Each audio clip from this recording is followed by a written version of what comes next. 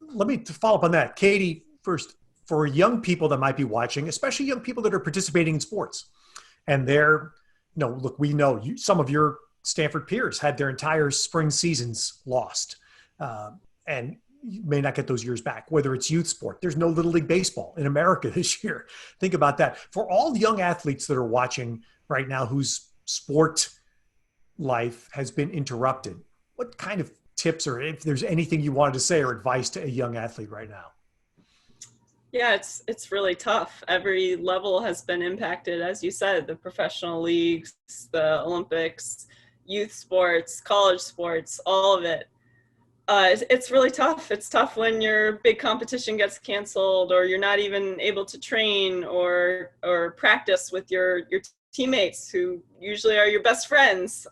That's really tough. And I think I've been really inspired to see how swim teams have been able to come together and stay in touch with one another during this time through Zooms or other virtual meetings where they invite swimmers, and I've been on many of those and other things. And I think that's a big piece of advice I would give, to just stay in touch with your friends, stay in touch with your coaches, and stay focused on your goals. And the work that you've put in doesn't go away. It never goes away, and it's always in the bank. And at some point in the future, whether that's in a couple months or in a year, you're going to be able to compete again. You're going to be able to have those opportunities to let that work show. So continue to put that money in the bank, and at some point you'll be able to withdraw it.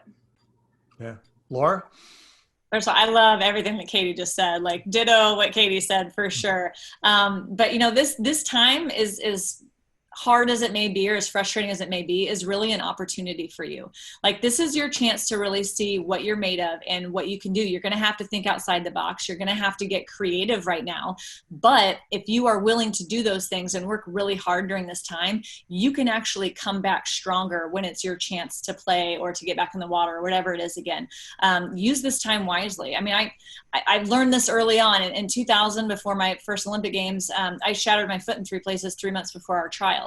I only had 2.5 weeks back in the water before I actually got to go to the Olympic trials. And I spent that 10 weeks in a cast, standing on the 10 meter, pretending to dive, like going through actions, like really cranking up my mental game. And I actually won the trials by 40 points, because in my head, I was on point and I was there, and I got so much stronger because of that. I probably would have made that Olympic team regardless of breaking my foot or not, but I would not have been standing on top of the podium at the Olympic Games if I had not broken my foot. I think it was a gift.